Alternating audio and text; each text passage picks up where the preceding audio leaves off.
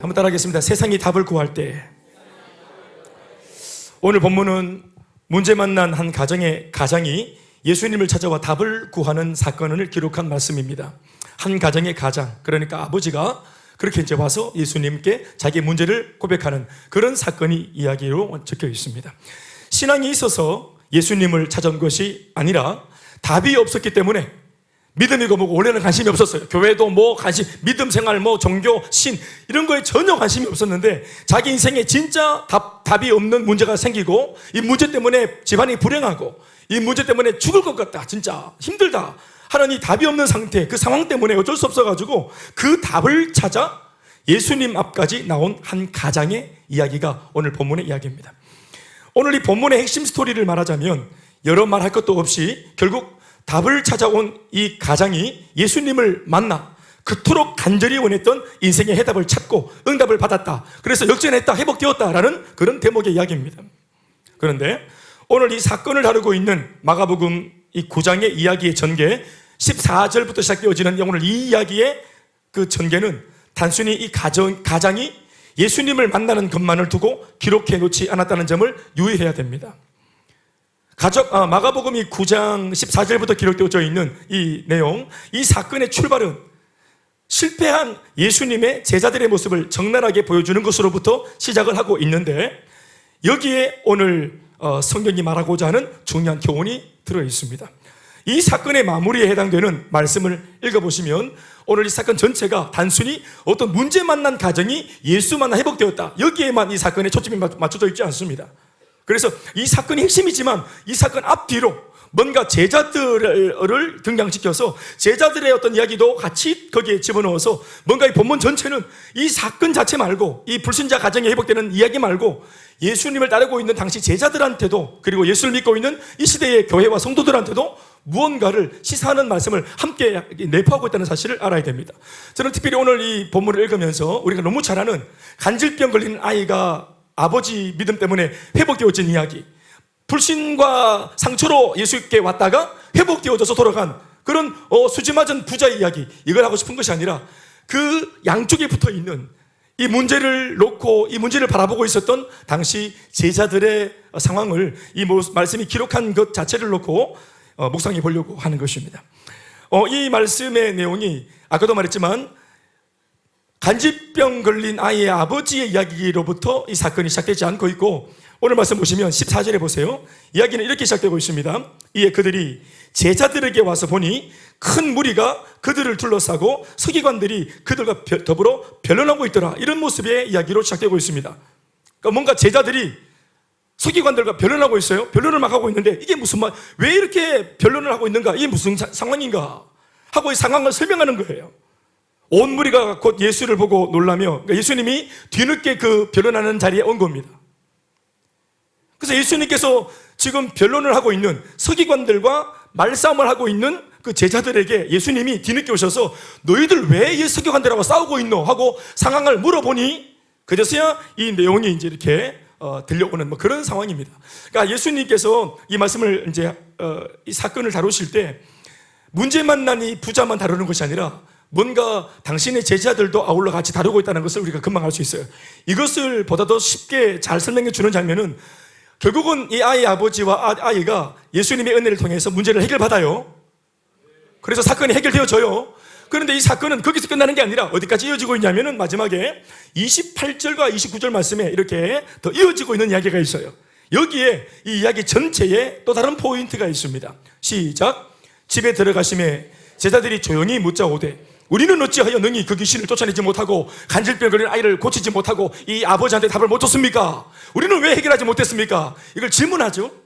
그때 예수님께서 어디까지 본문의 이야기를 끌고 가시냐면은 이러시되 기도 외에 다른 곳으로는 이런 종류가 나갈 수 없다. 귀신을 쫓아내는 이런 종류의 역사, 영적인 사역, 질병을 고치는 이런 영적인 사역, 하나님의 은혜의 능력을 덧입지 않고서는, 성령의 능력으로 충만하지 않고서는, 기도하지 않고서는 감당할 수 없다. 말을 뒤집으면 기도하면 된다. 그런데 너희들이 기도가 부족했구나, 기도를 안 했으니까 믿음도 부족하고 능력이 없었구나. 너희들의 그 능력과 실력 없었음 실패한 이유는 거기에 기인한다. 그래서 이 이야기는 한 가정을 돕는 이야기가 중심에 있지만 앞뒤로는 제자들을 다루시는 예수님의 이야기가 적혀 있는 겁니다. 오늘 저는 앞과 맨 뒤에 있는 이 부분에 대해서 초점을 좀 맞추고 교훈을 받고자 하는 것입니다. 할렐루야. 제자들의 실패. 쉽게 말하면 오늘 이 본문에 제가 주목하고자 하는 것은 제자들의 실패입니다. 너무도 절박한 상황이라 답을 구하기 위해 평소에는 별로 관심도 없었던 예수님 앞으로까지 답을 찾아서 나온 이 가정이 제일 먼저 만난 사람은 사실 예수님이 아니었습니다. 예수님이 12제자 중 9명의 제자 무리였습니다. 같은 시간 예수님께서는 베드로, 요한, 야고보를 데리고 산으로 기도하러 가셨던 터였습니다. 예수님을 찾아온 사람은 한 가정의 부자였는데 아들의 병을 고쳐볼 목적으로 예수님이 계신 곳까지 아버지가 아들을 데리고 나온 그런 상황이었습니다. 간질병에 걸린 아들을 둔 이 아버지는 아마도 예수님에 대한 소문을 들었던 것 같습니다. 나중에 예수님과의 대화에서 다 드러나지만 이 아비가 예수님께 나온 배경에는 믿음이 없었습니다. 믿음이 전혀 없어요. 예수님에 대한 믿음이 있어서 나왔던 것이 절대로 아니었습니다. 보통 사람들은 믿음이 없다가도 예수님께 나올 때는 그래도 작은 믿음이라도 들고 나오는데 이 아비 같은 경우는 예수님 앞에 만나겠다고 나와서 예수님 면전 앞에, 물론 처음부터 예수님을 못 만나서 제자들을 만났지만 예수님이 계시는 곳까지 왔음에도 불구하고 이 마음의 출처가 전혀 믿음에서 나온 행동이 아니었어요. 그러나 믿음까지는 아니었더라도 당시 온 동네를 떠들썩하게 만들고 있었던 예수님에 대한 소문을 그가 들었으니 그 소문에 이끌려서 원래 답이 없었기 때문에 한 번쯤 혹시나 하는 마음에서 그렇게 예수님 앞으로 나온 것이라 보여집니다. 그래서 처음 만난 이들이 바로 9명의 예수님의 제자들이었습니다. 아비의 딱한 사정을 들은 이 9명의 제자들은 예수님이 부재된 상황에서 다소 당황스러운 입장이었을 것이라고 추측이 됩니다. 그러나 명색이 예수의 제자였기 때문에 이 문제를 9명이 함께 다뤄보기로 의기투합했던 것으로 보여집니다. 그런데 보기 좋게도 결과는 실패였습니다.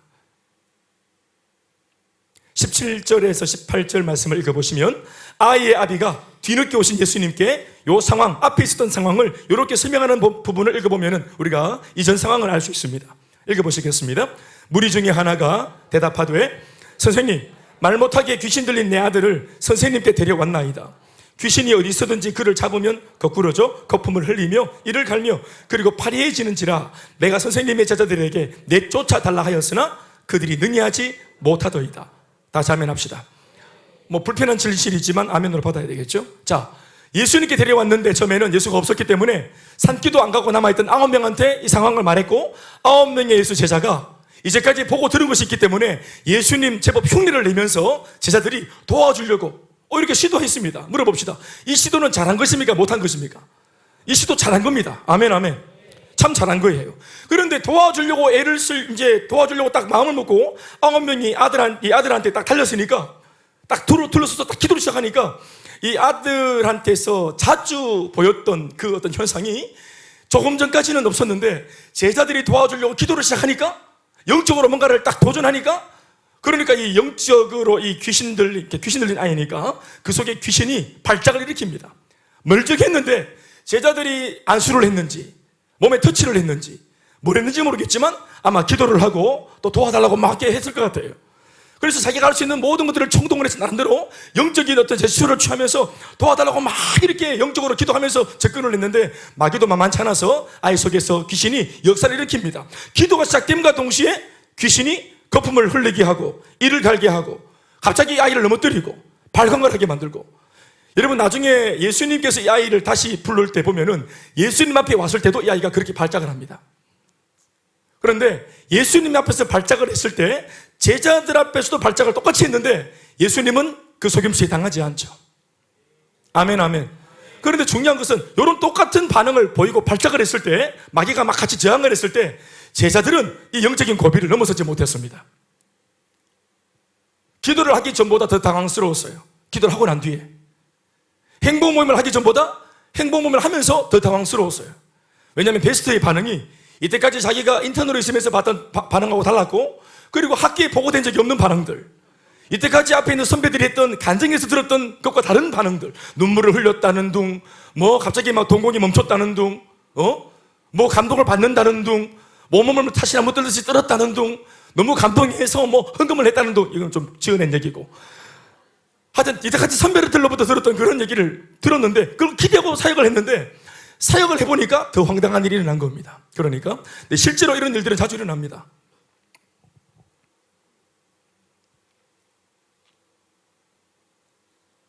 제자들은 능히 해내지 못했습니다. 사역에 실패했습니다. 냉정하게 바로 말하면 사역에 실패했습니다. 그러나 문제는 사역의 실패가 실패로만 끝난 것이 아니라, 이것은 당시 그 자리에 서 있던 서기관들에게 예수님에 대한 비난거리의 단초를 제공하는 꼴이 되었습니다. 호시탐탐 예수를 계속 뭔가 책잡으려고 노리고 있었는데 예수님한테는 책잡을 게 없어. 그런데 이 문제 만난 사람이 예수의 제자들한테 와서 문제를 아뢰는 걸 보고, 또 어설프게 서기관 입장에서는 감사하게도 자기가 볼 때는 어설퍼 보이는데, 예수의 제자들이 예수도 아닌데 예수처럼 이렇게 막 문제를 도와주겠다고 겁없이 달려드는 걸 보는데, 아니나 다를까 딱 보는데 해결을 못하는 거야. 영적으로 마귀한테 막 눌리고 귀신한테 막 눌리고, 이 아이는 더 막 심각해지고, 그리고 기도받으러 왔던 아버지는 아이가 이상해지니까 부탁하러 왔는데 아버지 얼굴은 더 흑색깔로 바뀌고, 더 막 소상해지고, 얼굴이 분노가 막 일어나고, 이게 뭐 하는가 싶고, 이런 상황을 서기관들이 포착을 안 할 리가 없죠. 그러니까 공격할 수 있는 어떤 단초로 이걸 삼은 겁니다. 예수님이 뒤늦게 오셨을 때는 이미 그 비난의 포화가 맹렬하게 제자들한테 쏟아부어지고 있는 상황이었습니다. 14절 말씀에, 이에 그들이 제자들에게 와서 보니, 그들이라는 것은 예수님과 세 명의 제자들입니다. 제자들 남아있는 9명한테 와서 보니 큰 무리가 그들을 둘러싸고, 특별히 서기관들이 그들과 더불어 변론하고 있더라, 이렇게 적고 있습니다. 본문은 일방적인 비난이라기보다는 제법 9명의 제자들이 서기관들의 비난에 맞서서 변론, 즉 논쟁을 하고 있는 상황이었다고 적고 있습니다. 변론이 뭡니까? 논쟁이죠. 논쟁, 변론, 이게 무슨 말입니까? 한마디로 말하면 말싸움을 했다, 이런 말입니다. 비난하는 서기관들도 만만치가 않았겠지만 제자들도 이에 못지가 않았던 것입니다. 이들은 싸웠습니다. 그래서 쟁론하고 논쟁을 했어요. 주고받고 했어요. 이들은 진짜로 싸움이 붙었습니다. 사역에 실패하니 결과는 말싸움이나 하는 꼴로 흘러가는 겁니다. 좀 전까지는 자신들이 누구였는지, 비록 사역에 실패하긴 했지만 좀 전까지 자신들이 예수의 제자로서 무엇을 하려고 애썼던 사람이었는지 전혀 인식을 못한 채 예수의 제자들은 지금 세상 사람들하고 싸우고 있습니다. 인생에 치명적인 문제를 안고 와 있던 아들과 그 아비 앞에서 예수님의 제자들은 지금 세상 사람들과 말싸움을 하고 있습니다. 한마디도 지지 않으려고. 게다가 큰 무리라고 기록된 바와 같이 이렇게 말싸움을 하는 그 주변에는 수많은 무리들이 이 제자들과 서기관들의 말싸움을 보고 있었습니다. 어느새 도와줘야 할 이 가련한 아이나 그 아이의 아비는 온데간데없고, 심지어 그래도 혹시나 하고 와 있던 수많은 불신자들의 시선도 전혀 아랑곳하지 않은 채 오늘 예수님의 제자들은 서기관들의 꼬임에 말려 열심히 지지 않으려고 실패를 변명하기 위해 아주 거친 말과 험악한 표정까지 지으면서 피 터지는 싸움을 하고 있는 중입니다. 세상 사람들이 아니고 이렇게 싸우고 있는 당사자들이 바로 예수님의 제자들입니다. 예수님이 잠시 부재된 상황에서 일어난 상황이었습니다. 뒤에 오신 예수님께서 이 모든 상황을 전말을 다 듣고 난 이후에 말싸움하던 제자들에게 던지신 말씀이 뭐였습니까? 믿음이 없는 세대여입니다. 19절 말씀에 대답하여 이르시되 믿음이 없는 세대여, 자신들의 9명의 제자들한테 하신 말씀입니다. 믿음이 없는 세대여. 말싸움을 하고 있는, 자기에게 도움을 청하러 왔던 사람들은 아랑곳하지 않고 실패한 것을 놓고 조롱하는 세상 사람들하고 머리끄댕이 부여잡고 싸우고 있는 제자들한테 예수님이 싸움을 말리시면서 했던 말입니다. 믿음이 없는 세대요.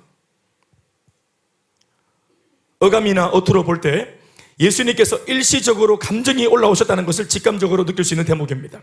저 개인적으로는 이 대목 속에, 그러니까 믿음이 없는 세대요라는 말 속에 안타까움의 감정이 느껴질 수 있고 분노의 감정도 어느 정도 감지가 되는 그런 멘트라 생각을 합니다.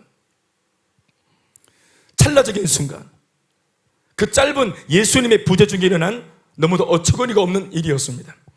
이 순간 예수님이 느끼시는 안타까움과 또 어느 정도의 분노는 예수님의 부재에 대한 자책이 아닙니다. 내가 왜 하필 그럴 때 기도하러 갔을까? 하필이면 왜 이때 이 아비는 나를 찾아왔을까 하는 그런 자책이나 원망이 아닙니다. 아, 타이밍 진짜로 되게 안 맞네, 이런 게 아닙니다. 아쉽다, 안타깝다, 이런 게 아닙니다. 예수님께서 지금 마음 아파하시는 것은 예수님 당신 자신의 부재가 아니라 제자들의 믿음의 부재입니다. 제자들에게 확실하고 견고한 믿음 하나만 제대로 장착되어 있었다면 설사 예수님이 안 계셨다 할지라도 예수님의 부재는 문제가 되지 않습니다. 아멘, 아멘. 심지어 예수님도 이걸 말씀하고 계십니다. 19절에 적혀 있는 말씀을 한 부분을 읽어보면 이렇게 적고 있습니다. 믿음이 없는 세대여, 내가 얼마나 너희와 함께 있으며 얼마나 너희에게 참으리요. 또 다른 성경 중에 킹 제임스 버전에는 이 문장이 이렇게 되어 있습니다. 오, 믿음이 없는 세대여, 언제까지 내가 너희와 함께 있어야 하겠느냐? 언제까지 내가 너희를 참아야 하겠느냐? 이렇게 되어 있습니다. 이 탄식은 말싸움이나 하고 앉아있는, 답을 주다가 답을 못 주고 실패하고 사역에 실패한 제자들이 급기야 그 사람들하고 막 싸우는 모습을 보면서 이 제자들한테, 지금으로 말하면 오늘의 능력 이런 교회한테, 성령으로 충만하지 못하고 세상 사람들하고 싸우고 있는 우리 성도들한테 하시는 말씀입니다. 믿음이 없는 세대요. 왜 이런 일이 일어났습니까? 예수님이 없기 때문에 일어난 겁니까? 하나님이 은혜를 안 주셔서 이런 일이 일어났습니까? 성령이 순간을 놓치는 바람에 능력이 부족해서 찰나적으로 갑자기 일어난 돌발 상황입니까? 그렇지 않습니다. 예수님이 안 계시는 것은 문제가 안 됩니다. 그 예수를 믿고 있는 이 제자라고 하는 사람들의 마음속에 믿음이 없는 것이 문제였습니다. 그 전까지만 해도 이 제자들을 생각해 보십시오. 이 전까지만 해도 제자들은 예수님과 함께 있으니 그분의 능력이 나타나고 그분이 막 기적을 일으킬 때, 그 기적을 일으키는 자리에 막 예수님과 같이 있었을 때 그것이 마치 자신의 것인 것 마냥 울줄했을 겁니다. 그들은 늘 울줄했습니다. 늘 자신감이 넘쳤습니다. 자기의 스승이 너무 잘 나가시니까. 예수님이 막 기적을 일으킬 때, 자기가 일으킨 기적은 아니지만 기적을 일으키시는 그 당사자 옆에 있으면서 막 많은 사람들이 찬사를 보내면 그 찬사가 자기에게 오는 찬사인 줄 알고 같이 울줄했어요. 이런 스승을 모시고 있는 것이 그냥 그 자체가 기쁨이었습니다. 마치 그 순간은 자기가 예수가 된 것만 같았어요. 그러나 결국 문제 만난 사람들 앞에 그들이 혼자 있었을 때 제자들은 아무것도 아니었습니다. 예수님께서 자신들의 곁에서 그토록 믿음을 심어주시기 위해 지난 모든 날 동안에 양육을 하고 훈련을 해주시고 말씀을 심어주시고, 아멘, 아멘. 그런데 그렇게 했을 때는 정작 그들은 그 말씀 앞에서, 가르침과 양육 앞에서 그들은 진지하지 못했고, 그렇게 이때까지 지내왔기 때문에 그 결과로 오늘 사역의 현장에서 이런 봉변을 당하게 된 것입니다. 사실상 오늘까지 예수님께서 제자들을 양육하시고 또 훈련시키시면서 제자들을 소위 좋은 일꾼으로 만들기 위해 애쓰셨던 그 모든 이유는 단 한 가지인데 바로 예수님 당신 자신의 부재를 대비하기 위함이었습니다. 사실 예수님이 어찌 부재될 수 있는가 말하겠지만 그렇지 않습니다. 예수님은 하나님으로서 온 우주 만물, 세상 모든 곳에 존재하시는 무소부지하신 하나님이 맞습니다. 아멘, 아멘. 그러나 그럼에도 오늘같이 이렇게 인간 예수의 몸으로 계신 예수님의 모습으로 우리 곁에 계시지는 않습니다. 그건 3년 반 동안의 한시적인 모습이었습니다. 예수님은 십자가를 지셔야 되었고 또 부활하셔야 되었으며 그래서 다시 하늘로 승천하셔야만 되시는 분이십니다. 예수님은 그 후 영으로 우리와 함께 영원토록 함께 하실 것입니다. 그러나 그렇게 영으로 계실 망정 적어도 지금과 같이 인간의 몸으로는 또다시 계시지 않습니다.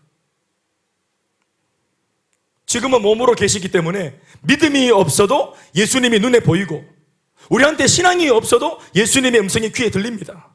그분이 몸으로 계시기 때문에 우리가 믿으려고 막 믿음을 앞장 세우지 않아도 그분이 보이고 신앙이 없어도 그분의 말이 들려요.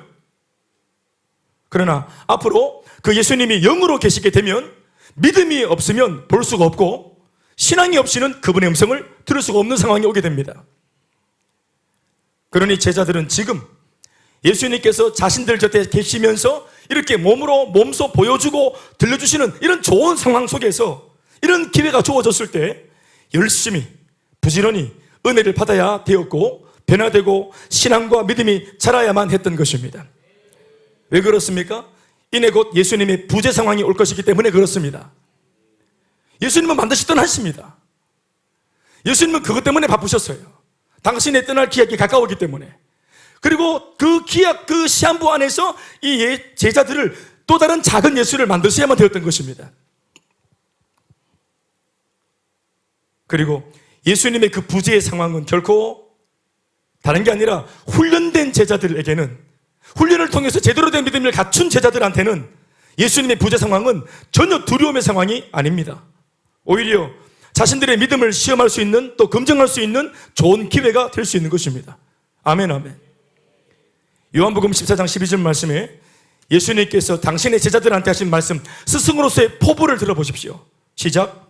내가 진실로 진실로 너희에게 이르노니 나를 믿는 자는 내가 하는 일을 그도 할 것이요 또한 그보다 더 큰 일도 하리니 이는 내가 아버지께로 감이라. 나는 아버지께로 간다. 그러나 내가 갔다고 내가 했던 사역도 끝나는 것이 아니라 너희들이 바로 내가 하던 일을 해야 된다. 내가 아버지께로 가고 없으면. 아멘, 아멘. 이 말씀 보십시오. 이미 예수님은 당신이 아버지께로 떠나시는 그 기약을 놓고 시한부 안에서 이들을 가르치고 있습니다. 당신이 부재가 되었을 때 이 세상이 예수 부재 상태를 두면 안 됩니다. 아멘, 아멘. 이 세상을 중심으로 예수님이 이 세상을 떠나도 이 세상에는 또 다른 작은 예수가 존재해야 됩니다. 그래서 세상은 예수님을 잃어버리는 일이 없도록 예수를 잘 믿는 건강한 신앙의 사람들이 예수님 계실 때와 진대없이 그 역할을 감당해 줘야 되는 것입니다.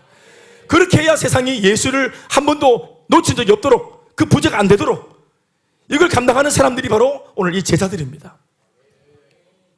이것 때문에 이때까지 예수님이 그들을 가르치고 기적도 보여주시고 어떻게 문제를 돌파하는지, 어떻게 기도응답을 받는지, 어떻게 사람들을 도와줄 수 있는지 이것을 몸소 보여주신 것입니다. 아멘, 아멘. 어떤 면에서 오늘 예수님께서 의도하셨는지 모르겠지만 3명의 제자와 함께 9명한테는 부재가 되었어요. 산기도 가셨어요. 그리고 이 9명의 제자들이 덩그러니 세상에 있는 중에 문제 만난 사람이 찾아왔어요. 그러면 이때까지 그들이 제대로 훈련받은 이 내용이 진짜라면 오히려 스승의 부재 중에 이들에게 답을 스승처럼 줘서 본인의 신앙이 얼마나 진짜인지, 이제까지 받은 양적과 훈련이 얼마나 진짜인지, 자신의 안에 있는 믿음이 스승이 없는데도 이게 발휘될 수 있는지, 이게 진짜로 작동이 되는지, 아멘, 아멘. 이걸 알아볼 수 있는 좋은 기회가 주어진 겁니다. 아멘, 아멘. 한 번씩 세리다가 몸져 누워 못 올 때 인터넷에는 절호의 찬스가 온 겁니다. 오늘 리더님이 못 오시니까 우리는 다 오늘 짜파게티 먹으러 갑시다. 그리고 가보고 가면 돼. 인턴이 그 샐러드의 부재 중에 역할을 감당해야 돼. 그런데 기도하다가 갑자기 새쁘고 막 웃어보고 살아계신 하나님 하하하 웃어보고 이런 게 있습니다. 진짜로 찬양을 잘 인도 안 해본 분들은 예수 사랑하시면 이 찬양이 있는데 이 찬송가를 음을 굉장히 높이 잡아가지고 예수 사랑, 찬양인들 처음 해보니까 인턴이 하다가 후렴 가면 죽습니다. 후렴 가면 죽어요. 날 사랑하다 죽어본다. 음이 높아가지고 그렇게 막 음이 안 잡히니까 막 웃고 넘어가고 막 잘못됐다는 건 아닌데 이게 막 기도에 심각하고 막 엄중한 기도 시간을 웃음바다로 만들고 또 자꾸 막 한번 웃으면 또 계속 있으면 터지지. 그래가지고 이 분위기가 막 되게 좀 복잡해지고 다운되고 이렇게 될 수 있단 말입니다. 그때 이제 인턴이 사역에 실패하고 근데 옆에 보니까 누가 또 비우는 것 같아서 막 싸우는 거죠. 그게 막 싸우면서 막 그냥 막 비웃으니까 서기관처럼 누가 자꾸 책 잡으니까 대판 싸우고 있는 거예요. 그러니까 그런 그림과 비슷한 그림이죠. 교회가 세상에 답을 줘야 되는데 답을 주지 못하면 이런 꼴을 당합니다. 우습게 여김을 받고 공격을 받고 조롱을 받죠. 조롱받는 교회가 됩니다. 그렇게 되어지면 교회도 가만히 있습니까? 그러니까 은혜가 빠져나간 교회는 악으로 깡으로 육으로 충만하거든. 그러니까 이걸 막 건드리니까 대번 싸워버리죠.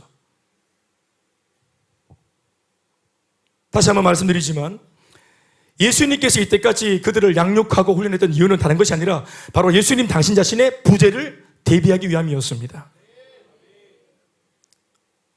할렐루야. 예수님을 믿는 믿음이 큰 자는 예수님께서 아버지께로 가시게 된 그 부재의 상황에서도 예수님처럼 사역을 하게 되고, 아멘, 심지어는 그보다 더 큰 일도 하게 될 것이라고 주님은 똑똑히 말씀하셨습니다. 당신이 부재되었을 때 더 잘하는 것이, 그게 예수님께서 원하시는 겁니다. 양육과 훈련을 받는 그 시즌이 아니라 방학에 돌입했을 때, 그때 진짜로 훈련받은 대로 잘 살아내는 것이 그게 훈련을 하는 목적입니다. 아멘, 아멘. 아멘 했어요.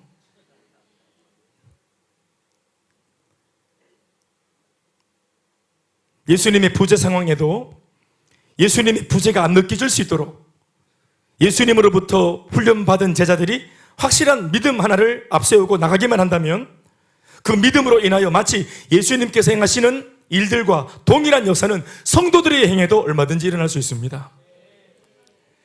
거기에 은혜 받는 목적이 있고 성령 받음의 목적이 있고 기도하는 목적이 있는 것입니다. 우리 삶의 중심이 교회에서 공급받아 이것을 결국 펼치는 곳은 세상입니다.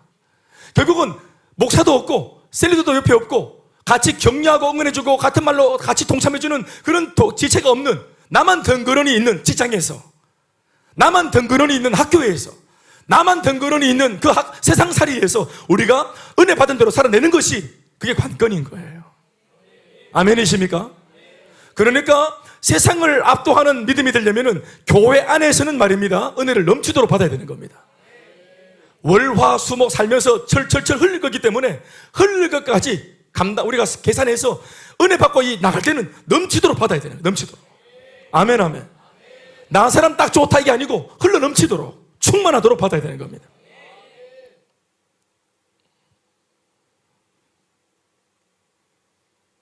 아까도 말했지만 예수님의 바람은 당신이 부재되었을 때 제자들이 또 다른 예수가 되어서 더 잘하는 것이 스승의 포부고 스승의 꿈이에요. 아멘, 아멘. 이 사실을 증명하는 것은 결코 어렵지가 않습니다. 제일 많은 증거들을 들자면 단연 사도행전을 펼쳐서 읽어보면 됩니다. 그 속에 오직 믿음 하나로 예수님처럼 스승처럼 위대하게 쓰임받았던 수많은 선영의 사람들과 또 그들이 행한 놀라운 기적들이 빼곡하게 기록되어 있지 않습니까? 그 중에 성전 미문 앞 안전뱅이를 일으킨 사도들의 이야기 한 대목을 읽어보시겠습니다. 우리 너무너무 잘 아는 이야기죠. 3장 4절에서 8절 말씀입니다. 같이 읽어보시겠습니다. 시작. 베드로가 요한과 더불어 주목하여 이르되 우리를 보라 하니 그가 그들에게서 무엇을 얻을까 하여 바라보거늘 베드로가 이르되 은과 금은 내게 없거니와 내게 있는 이것을 네게 주노니 나사렛 예수 그리스도의 이름으로 일어나 걸으라 하고 오른손을 잡아 일으키니 발과 발목이 곧 힘을 얻고 뛰어서서 걸으며 그들과 함께 성전으로 들어가면서 걷기도 하며 뛰기도 하며 하나님을 찬송하니. 아멘. 베드로와 요한 사도를 보십시오. 이 본문에 이 장면 속 베드로와 요한은 또 다른 예수님의 모습이 그대로 반영되어 있는 제자들의 모습입니다. 쉽게 말하면 또 다른 예수예요.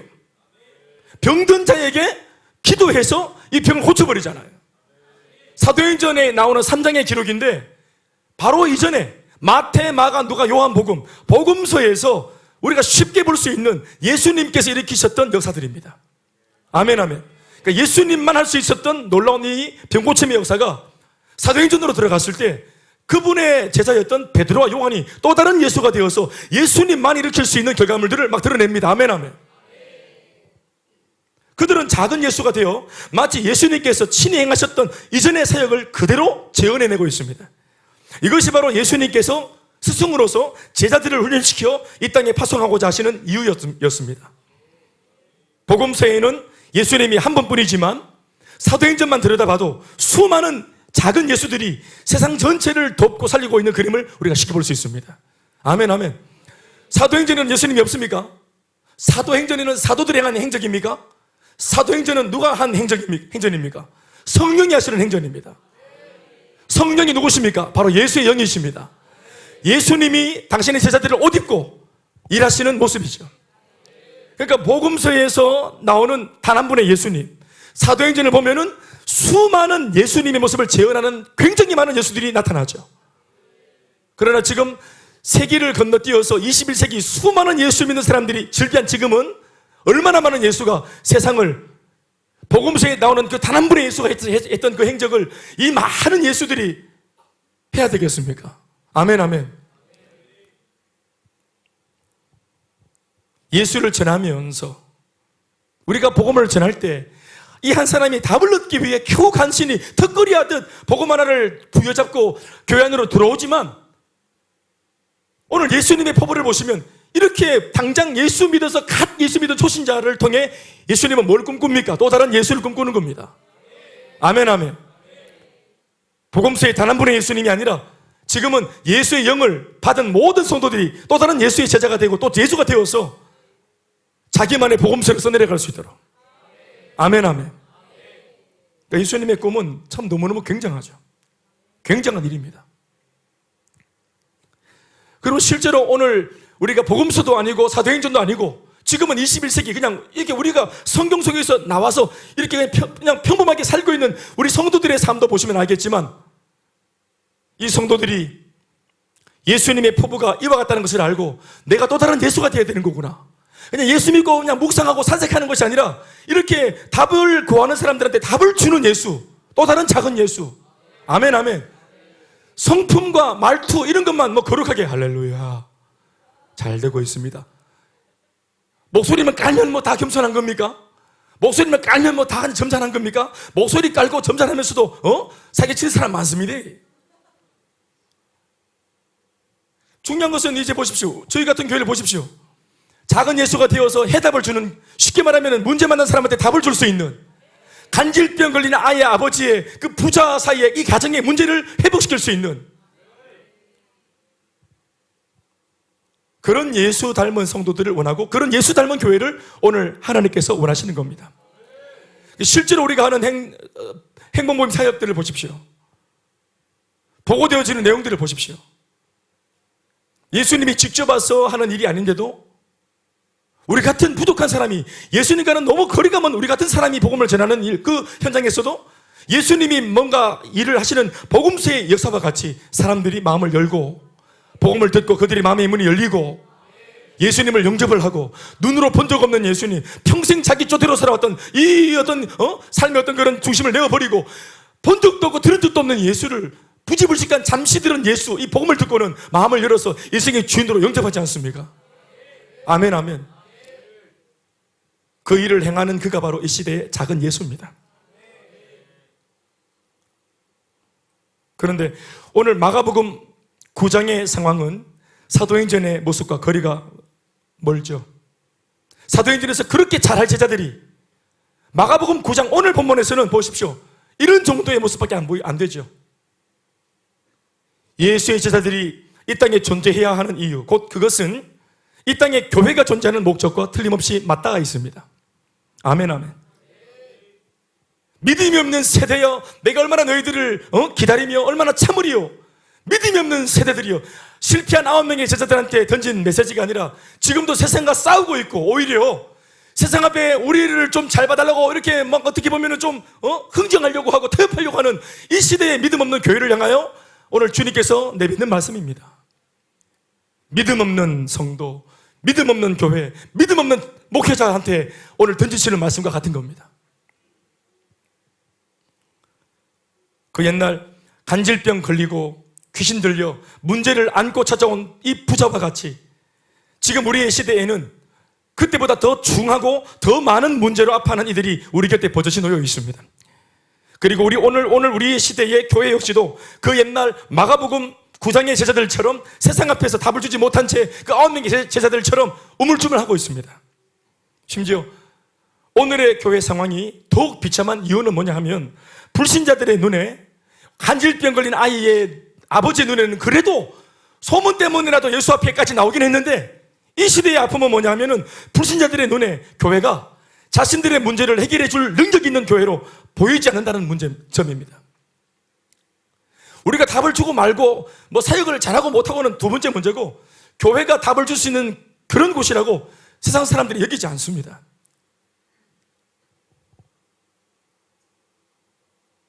능력의 예수지만 그 능력의 예수를 믿고 있는, 앞서 믿고 있는 성도들을 보니, 내 친구 암흑의 집사를 보니, 내 친구 암흑의 교회가 교회에서 권사를 하는데 내 친구 권사를 보니까, 심지어 내 친구는 교회에 장로를 하는데 내 친구 장로를 보니까, 그들이 믿는 하나님이 용해 보이지 않고, 심지어 예수를 믿는다고 말하는 내 친구들도 보면 늘 한숨을 쉬고 인생에 답이 없고, 그러니 이 불신자들이 봤을 때 적어도 오늘 본문에 이 간질병 걸린 아이의 아버지처럼 믿음이 없어도 소문 때문에라도 예수께 왔던 그 사람의 모습보다도 못한, 우리는 오늘 그런 구도 속에 교회가 존재하고 있잖아요.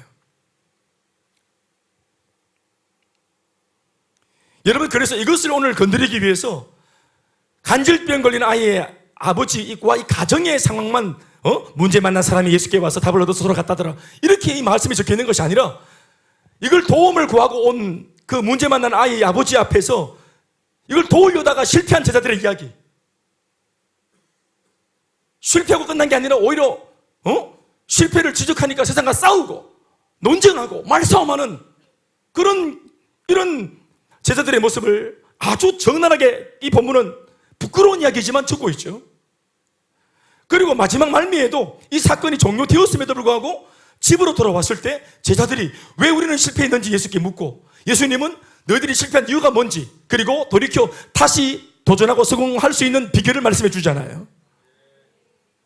오늘 우리가 이 부분을 잘 눈여겨봐야 됩니다. 제가 오늘 왜 이 본문 전체에서 앞과 뒤에 있는 이야기에 관심을 가졌는지 알겠습니까?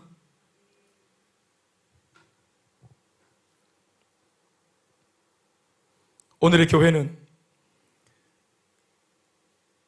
그 당시 서기관들과 싸웠던, 무리들과 싸우고 있었던, 말싸움하고 있었던 제자들처럼 답을 주지 못한 채로 있는, 능력을 상실한 교회는 지금 오늘 이 시대에도 싸우고 있습니다. 질병과 싸우거나 사탄과 싸우는 것을 멈춘 대신 이 시대의 교회, 많은 교회는 엉뚱한 싸움의 대상으로 선정하고는 그것들과의 소득 없는 싸움에 혈안이 되어 있습니다. 목사와 장로가 싸우죠. 복음이 사라지고 하나님 주신 은혜를 써먹어야 될 그 필드를 잃어버리고 목적지를 상실하니까 교회 내에서 기싸움하는 겁니다. 우리의 주적은 악한 원수막이고, 우리는 다 같이 팀킬이 아니라 팀워크인데, 아멘 아멘. 원팀이죠. 아멘 아멘. 같은 말 같은 마음 같은 뜻의 공동체죠. 그런데 이걸 여러분 제가 비난하는 것이 아니라 현실을 말하는 것이고, 실제로 이것 때문에 마음이 아파요. 이걸 저거 못났다, 저 교회는 싸우고 있으니까 참 못났다고 비난하고 싶은 것이 아니라, 그렇게 싸우고 있는 교회가 있어서 마음이 아파요. 우리 형제의 교회니까. 아멘 아멘. 우리 동력자의 교회니까. 본질을 향해서 포탄을 쏘지 못하고, 우리 주적을 향해서 화살을 날리지 못하고, 아군을 쏘아대고 아군을 잡아뜨리고 이러고 있는 이 교회들이 있기 때문이죠. 심지어 성도와 성도가 서로 시기질투하고 견제하고, 교회 안에 한 집에서 나오는 예수 믿는 부부가, 아내와 남편이 한 예수를 같은 교회에서 믿고 있으면서도 이 부부가 서로 눈에 보이지 않는 균열이 있는 채로 연기하며, 연기하니까 얼마나 수고롭습니까? 부모와 자식도 마찬가지예요. 심지어는 교회와 다른 교회가 경쟁하며, 이렇게 정작 싸워야 될 것은 간질병이잖아요. 아멘 아멘. 간질병을 일으키는 원수 마귀고 귀신이잖아요. 그것을 싸워서 그것을 집어낼 수 있는 능력을 상실하니까 사람과 싸우는 겁니다.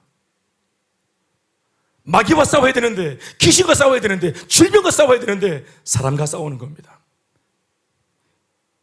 여러분, 이러한 지금 얘기들은 제가 지어낸 얘기입니까? 성경이 이걸 지금 기록하고 있습니까? 이 지점을 기록하고 있죠. 굉장히 독특한 구도의 성경이 이게 본문입니다. 구태여 이런 본문을 적을 필요가 없어요. 이런 이야기를 적을 필요가 없습니다. 제가 반복해서 말하지만, 그냥 간질병 걸린 아이 아버지가 문제 만나서 답이 없다가 예수님 앞에 나와서 내 믿음 고백하고 회복되었다, 그래서 믿음이 짱이다, 이러고 그냥 여기가 끝나면 되는 거예요. 그런데 왜 이 이야기와 함께 제자들의 이야기를 다루느냐 하는 겁니다.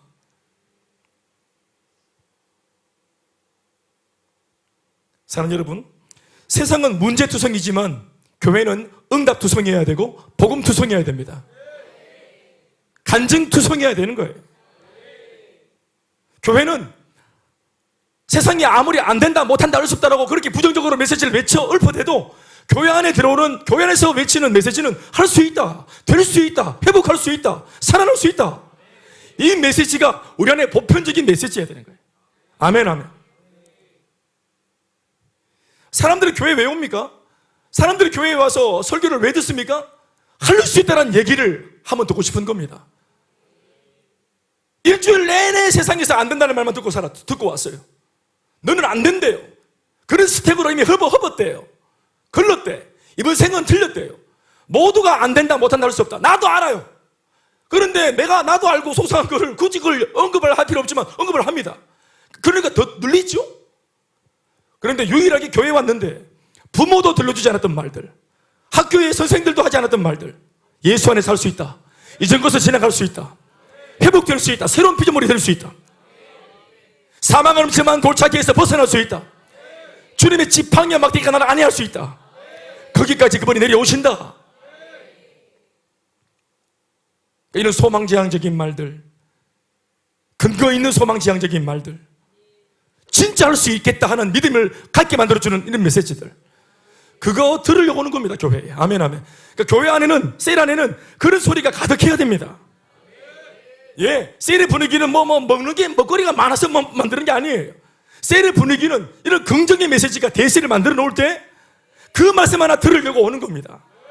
집에 가서 소파에 들어누워서 쉴 수 있지만 퇴근하고 고단한 몸을 이끌고 다 같이 땀냄새 나는 남자들이 모인 그 셀 가정 모임에 그때와 같이 와서 이렇게 몸을 섞는 이유가 뭐냐면은 이 긍정적인 메시지를 듣고 싶어서 오는 거예요. 긍정적인 말은 누구나 할 수 있습니다. 그러나 이 말을 누가 했느냐가 중요합니다. 하나님의 말씀이다 할 때, 하나님이 나한테 주신 말씀이다 할 때, 거기에서 똑같은 메시지지만 지나가는 아저씨, 옆집 아저씨가 잘 될 거야 이거 하고 달라요. 능력이 많으신 그 하나님이, 내 사정 다 하시는 그 하나님이 알매도 불구하고 그 문제에 있어 회복할 수 있다. 전지전능하신 하나님께서 알면서도 능력을 잇대어서 할 수 있다고 말씀하시는 그 능력 많으신 주님의 음성이기 때문에 믿음이 생기는 거예요. 교회는 그거 들으러 오는 거 아닙니까? 행복모임 말라고 합니까? 그런 메시지를 전하려고 행복모임 하는 거 아닙니까?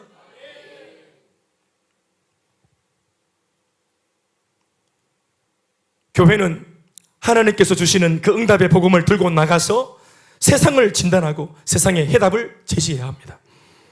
베드로와 요한 사도처럼 은과 금이 아니라 우리에게 있는 바로 그것, 곧 나사렛 예수 그리스도의 이름으로 일어나 걸으라 라고 말할 수 있는 그 음성을 가지고 있는 메시지, 그걸 가지고 있는 교회여야 합니다. 일어나 걸으라, 이거 아무나 할 수 없는 말이잖아요. 네, 그냥 다리 저려서 앉아있는 사람이 아니고요, 이게 반신불수입니다. 장애인, 평생 장애입니다. 그런데 일어나서 걸으라고 누가 감히 그렇게 말할 수 있겠습니까?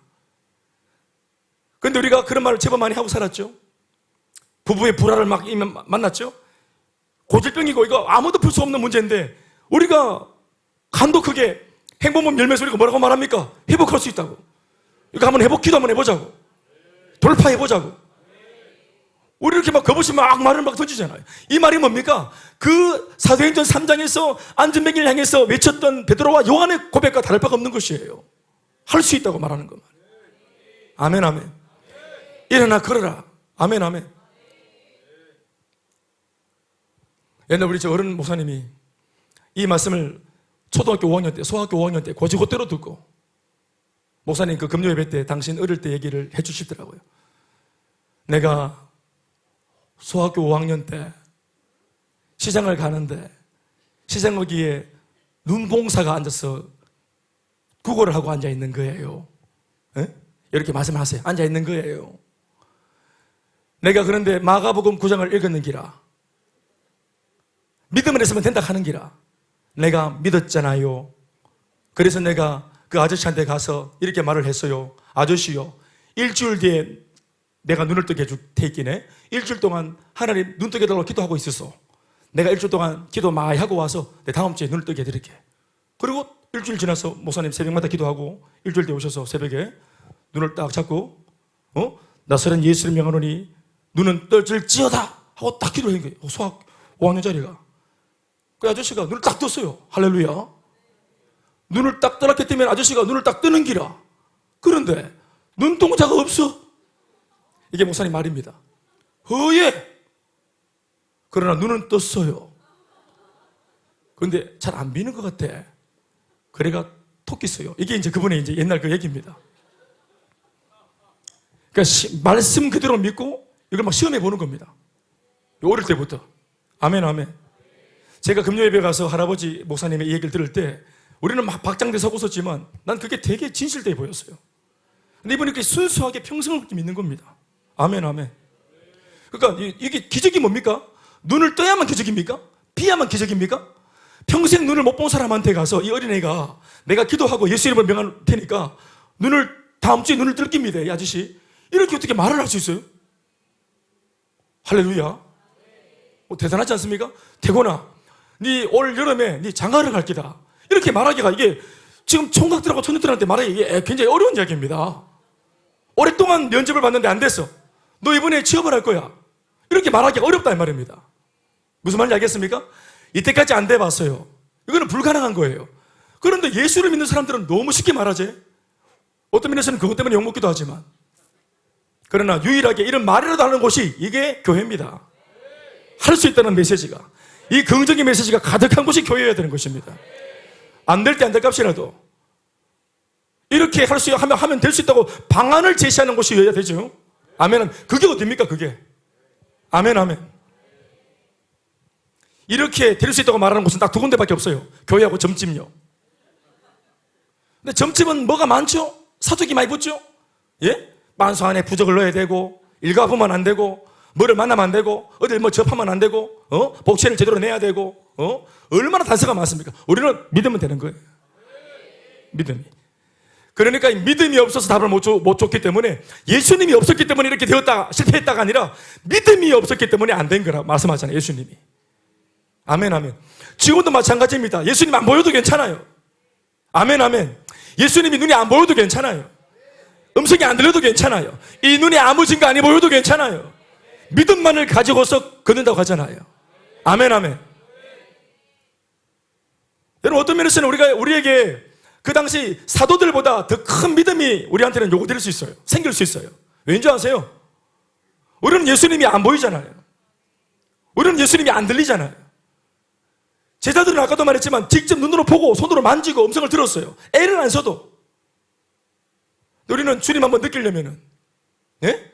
일찍 예배에 와가지고 막 새가파지 기도, 하나님 제발 주님 살아계시죠? 하나님 느낌을 주십시오. 감동을 주십시오. 주님 계시다면 내게 좀 그런 좀 감동을 좀 주세요.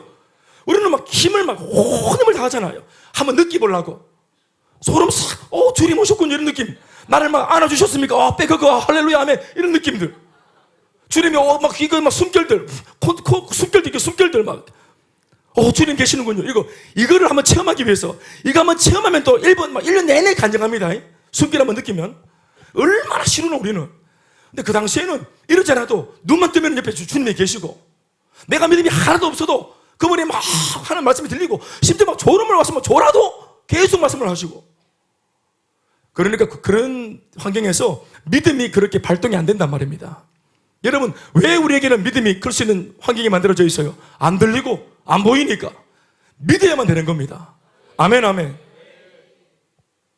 그러나 이 믿음은 천국에 가면은 믿음이 완성되고 사라지죠. 아멘, 아멘.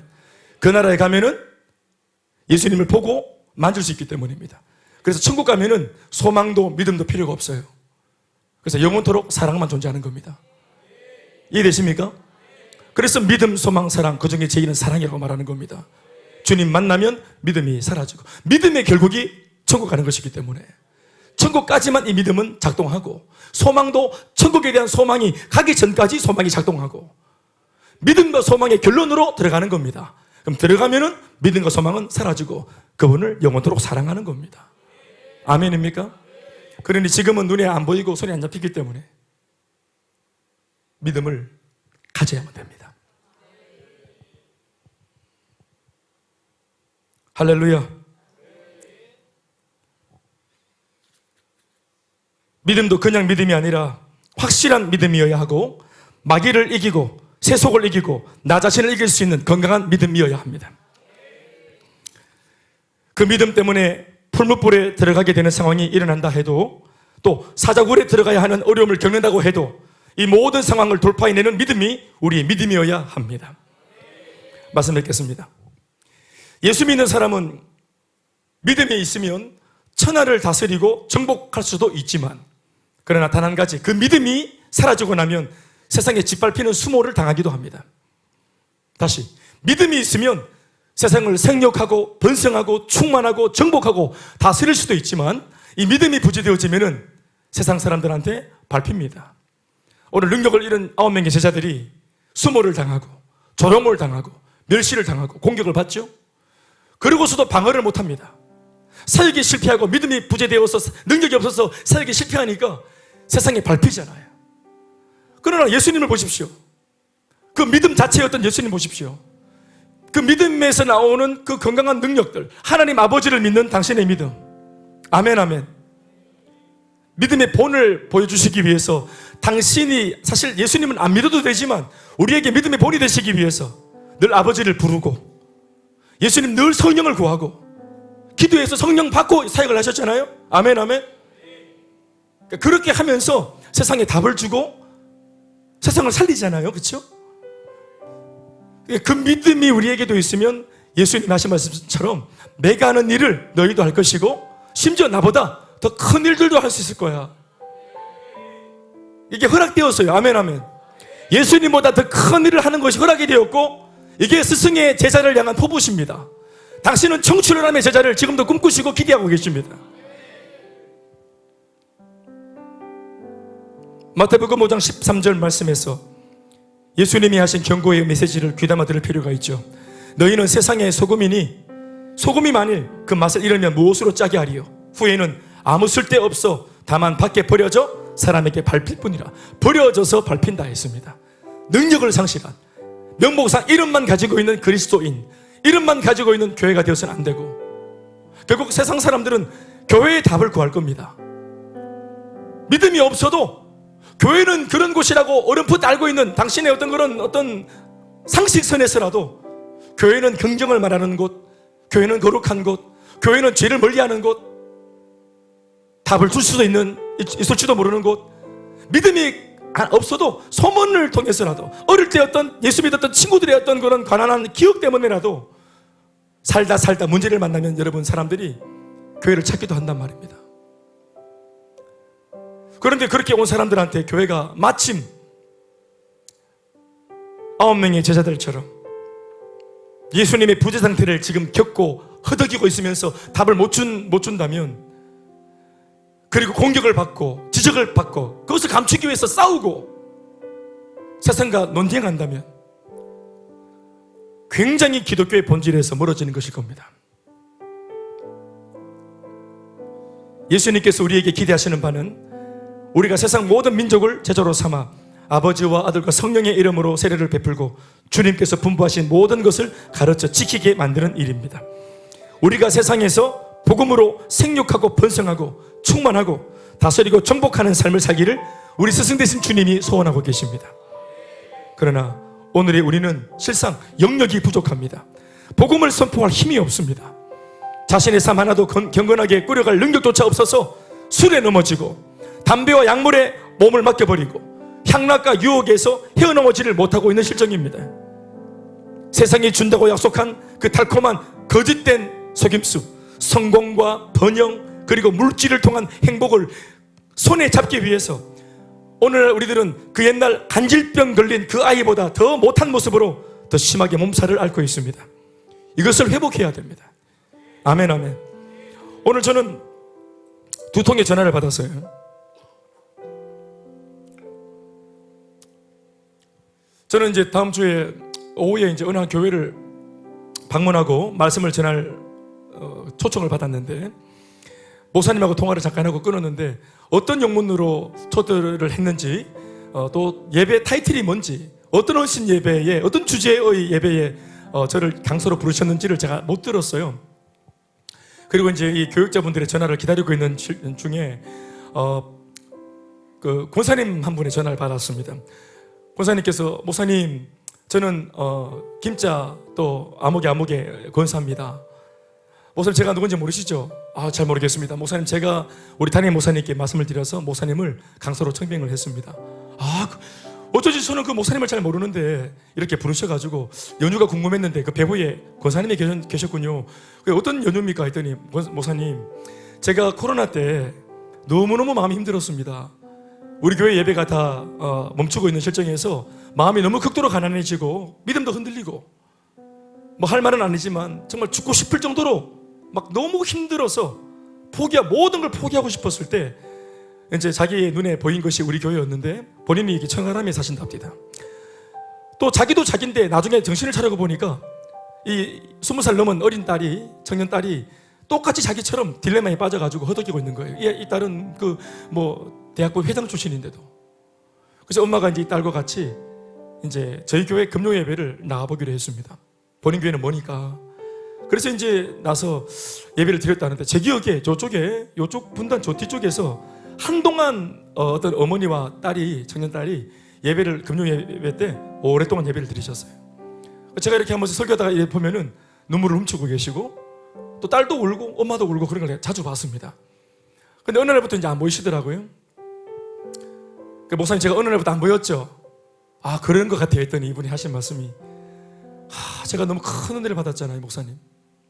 그래서 자기는 교회를 떠나려고 마음먹었는데 목사님의 말씀과 설교와 성도들을 보면서 자기에게 꿈이 생겼다는 거예요. 처음에는 이 교회가 좋아 보이니까 이 교회의 식구가 되고 싶다. 딸한테도 이 교회에 네가 나중에 원하면 뭐 가도 된다 이렇게 허락도 하고 이랬다. 그런데 나중에 이제 하나님께서 조금만 어떤 마음을 주시면서 건강한 도전을 주시더래요. 그래서 이분이 특별히 이제 어디에 꽂혔냐 하면은 저희 교회 그 담임 목사 목회자 도고기도회 목회도고기도죠. 목회도고기도에 이분이 되게 감동을 많이 받으셨고 저기서 많이 통곡을 했다 합니다. 당시 이제 자기 담임 목사님 약간 좀 원망도 좀 하고 그러는 중에 교회를 원망하고 근데 그때 이제 이게 확 꽂혔나 봐요. 이분이 이제 답이 없는 상태. 어떻게 보면은 간질병 걸린 아이를 데리고 온 아빠인 것처럼 딸을 데리고 와서 답을 찾는 중에 이분 말씀이 그렇습니다. 돌아가서 자기 남편이 장로님인데 여보 큰수막에선 교회처럼 우리도 목사님을 위해서 기도를 해야 되겠어요. 누구도 그렇게 하지 않으니까 내가 그 시작을 좀 해야 되겠다고. 그리고 담임 목사님을 찾아갔답니다. 목사님을 위한 기도회를 좀 만들고 싶다.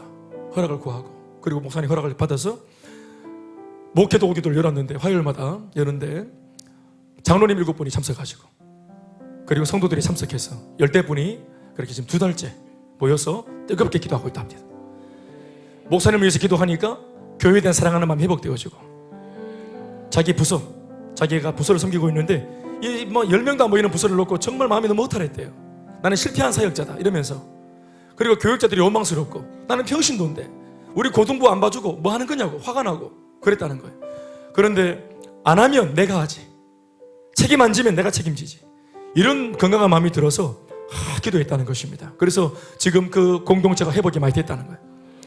그래서 이 교육부 헌신 예배로 저를 이렇게 불렀다는 겁니다. 너무너무 감사한 일입니다. 이분이 오늘 전화를 막 했는 말을 무한반복 내 기억에 한 7번은 반복했다. 계속 똑같은 말을 7번을 반복하셔. 감사합니다. 이래서 감사하고 저래서 감사하고 목사님 우리가 정말 영적으로 허덕일 때 딸과 저를 목사님 교회가 살렸습니다. 금요기도가 살렸습니다. 이 딸도 24살인데 정말 정처 없이 마음이 힘들었는데 공무원 바로 합격이 돼가지고 세종에 바로 발령받아 바로 갔어요. 발령 안 받았으면 우리 교회 등록하려 했는데 그 내가 할렐루야 했습니다. 할렐루야 아멘 아멘. 이게 복을 받은 겁니다. 그리고 자기 아내와 딸이 회복이 되어지는 걸 보면서 장로님도 얼마나 마음이 회복되고 좋으시고 아멘 아멘. 우리는 몰랐죠. 우리는 그분에게 답을 주려고 했던 것이 아니었습니다. 그날 그 설교들은 그분을 향한 타켓을 향한 설교가 아니었어요. 그런데 이렇게 함께 답을 선포하고 해답을 선포하고 은혜를 구하는 중에 스치고 지나가는 나그네 같은 성도도 답을 얻어서 가정이 회복되고 공동체가 회복되어지고 섬기는 사역의 현장이 회복되었다고 말을 합니다. 제가 하는 말이 아니라 그분이 저한테 했던 그냥 제가 전화를 한 게 아니라 그분이 전화가 와서 자기를 얘기한 거예요. 목사님 제가 이야기를 진작부터 하고 싶었다. 그리고 언제 한번 목사님 교회 가서 감상금을 너무너무 하고 싶은데 이거 어떻게 막 지금 금요 예배는 우리 교회에 오려고 늘 맘먹었는데 이것도 응답을 주셔서 하나님이 차가 생겼대요. 그래서 먼 곳까지 자기 교회까지 금요일날 이제 차를 타고 예배도 가게 되었대. 내가 이게 난 할렐루야 해도 할렐루야, 할렐루야. 세상에 금요 예배 2달 드리고 차를 응답 받았단다. 할렐루야. 그래. 내 하는 말은 뭔지 알겠어요? 우리는 우리 교회 성도인데, 우리는 그냥 예배드리러 오신 분이 아니고 여기 성도인데, 한 말씀을 들으면 10말씀을 깨닫고 100말씀을 행할 수 있는 이 믿음의 역사가 일어나고 있는지 하는 겁니다. 이게 무슨 차이일까요? 보십시오 여러분, 사모하는 마음입니다. 간절하고 절박하고 믿음을 가지고 딸과 같이 결단을 해서 응답 받으려고 기도하자고, 너무 교회지만 기도 좀 하자고 와서 딱 자리 잡으니까 은혜가 임하잖아요. 이 교회 목사가 자기 성도한테 먹이는 꼴인데 옆에서 지나가던 양이 이걸 먹고는 눈이 돌아오고 생기가 살아나고 소생하고. 사랑하는 여러분, 답을 주는 교회입니다.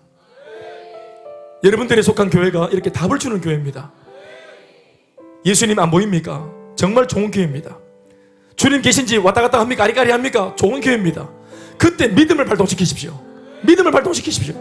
누가 와서 좀 믿게 해달라고 수동적으로 접근하지 말고 내 속에 있는 믿음, 벌써부터 있는 믿음, 벌써부터 있는 신앙, 그걸 기도해서 그걸 강화시키십시오.